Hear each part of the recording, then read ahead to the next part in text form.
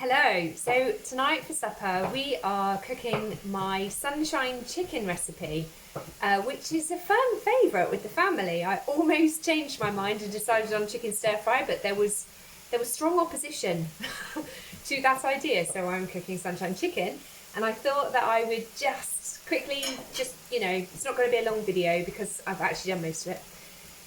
So in here is a pack of chicken thighs. There were quite a lot. I think there may be 8 skinless, boneless chicken thighs in here, which I cut up with a pair of scissors because I'm lazy and that just works really well for me. Good proper kitchen scissors, brilliant for chopping up chicken thighs.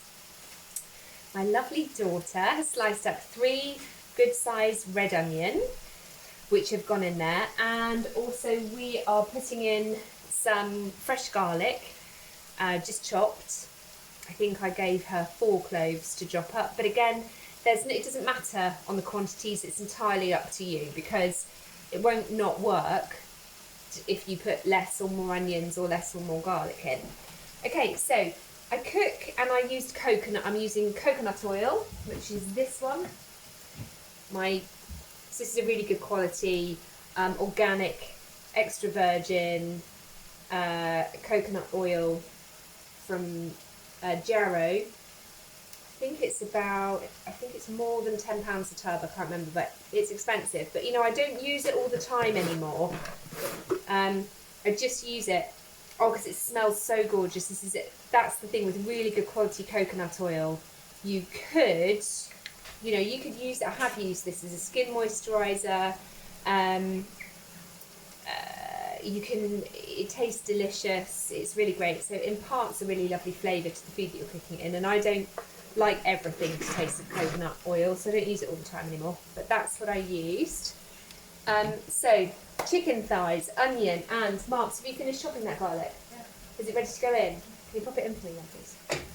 So, I've got my lovely big dish that I'm cooking all of this in again. There it is. So you can see, I can't see. Okay. There we go. That's where we're at so far. So, and also I've put 2 heaped teaspoons of turmeric powder in there, and I used this one, which actually I got in TK Maxx because I love looking in TK Maxx for types of food like this. It's really beautiful, and again, this is an organic turmeric powder. They're calling it curcuma because basically the active ingredient, the stuff that everybody goes on about having all these amazing properties, is curcumin, and you find it in turmeric. Okay, so the garlic is in, so I'm just going to give that another stir.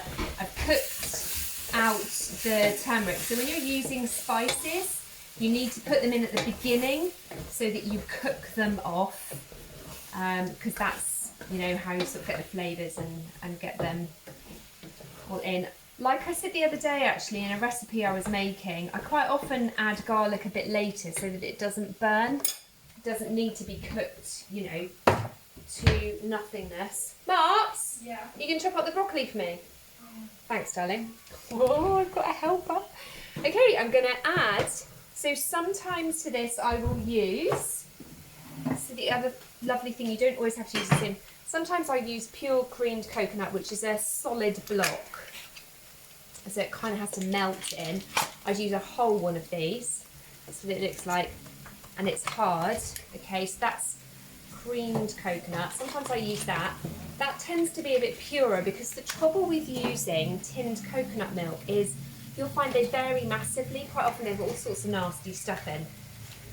So I use that, or the other thing I use sometimes is coconut cream. And it's up to you, really, how many of them you use again. It doesn't matter. See, this has got less nasty stuff in again. It's really just coconut extract, water, emulsifier and stabiliser in there. Right, okay, but anyway, tonight I'm using these coconut milk. No, don't put it in yet. Just leave it chopped out, thank you. So, that, as you can see, you can't, that's all cooked. That chicken is cooked pretty much now. So I'm going to pop the coconut, 2 cans of coconut milk in, and it's separated, which is a good sign that it's not got too much horrible stuff in, because it should separate naturally. So you end up getting the sort of the more solid bit of the coconut at the top of the tin, and then the bottom will be the water. So you might have to kind of scrape it out of the tin. What I was going to say is we really love the sort of the sauce that this makes. So that's why we would tend to put 2 cans of coconut milk in. You can't have too much really. And again, it depends on personal taste. You know, if you really like the sauce, make it more saucy. If I'm using, thanks darling. Oh, thank you. So if I was going to use that creamed coconut, the solid block, I would add some hot stock, some hot vegetable stock or hot chicken stock to go with it. Which reminds me, Mark, there's chicken stock in the fridge if you want any. Thanks. Right, so that's lovely now. You can see that's gone kind of soupy. So there's lots of juice there. Can you see that? Okay, and the lovely thing is that is what I'm going to cook the broccoli in. So Martha has very kindly cut the broccoli up. The other thing I'm going to do is I haven't put any salt in this. So what I'm actually going to do, and what I do sometimes, is I put a little bit of vegetable stock in. This is the vegetable stock I use, Marigold bouillon. It's just a really nice one.